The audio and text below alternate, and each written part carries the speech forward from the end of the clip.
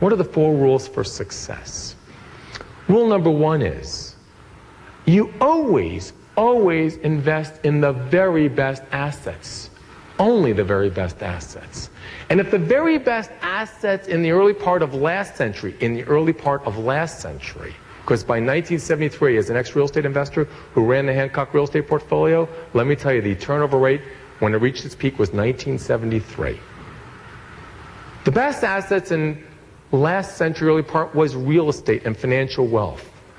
But in this century, and in the last 20 years, the best assets are buyers and sellers, knowledge, intellect, patents, creativity, value, culture, strategy, business models. Those are the assets of our times. The assets my wife came to me with are the assets that create value. And let me tell you how much more. In our economy, 8 times more. Intangibles are now worth 8 times more than tangible assets in our economy. My wife was right. Story number 2, just like financial markets, you do not diversify your business. You diversify your assets. If you own lots of physical assets and financial capital, you look to your business to find what are the intangible assets of your business. What relationships, what knowledge, what patents, what insights, what capabilities do you have around which you can build your business model? What are those assets? And you diversify your assets. If you're a mall company, you for the first time know all of your customers, not just all of your malls. If you're a professional services company, for the first time you know all of the information. You have all of the information. You keep track of all of your emails, not just how much time you sell. If you're a manufacturing company, you don't just manufacture and distribute things. You keep track of all of your suppliers, all of your buyers, and you put them online. There's another book out called The New Thing, and here's the bottom line. Michael Dell, Charles Schwab, Josh was right.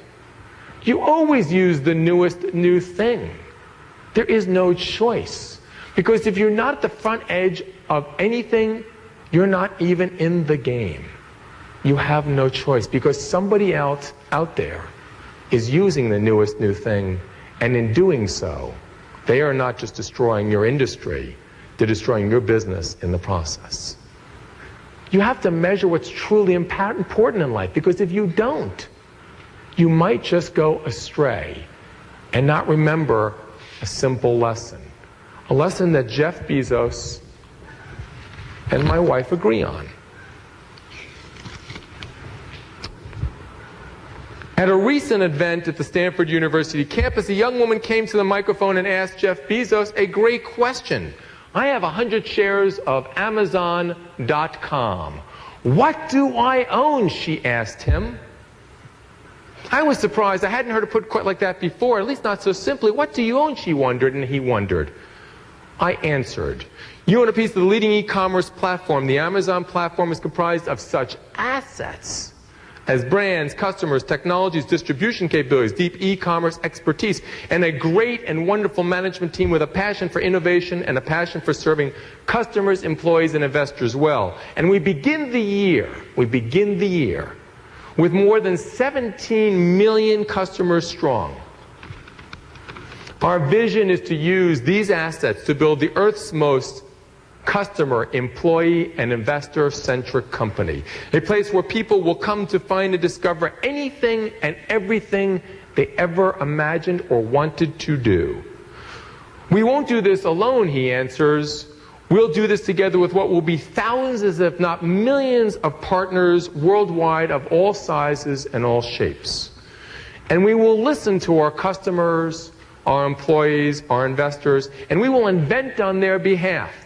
And we will personalize for each and every one of them,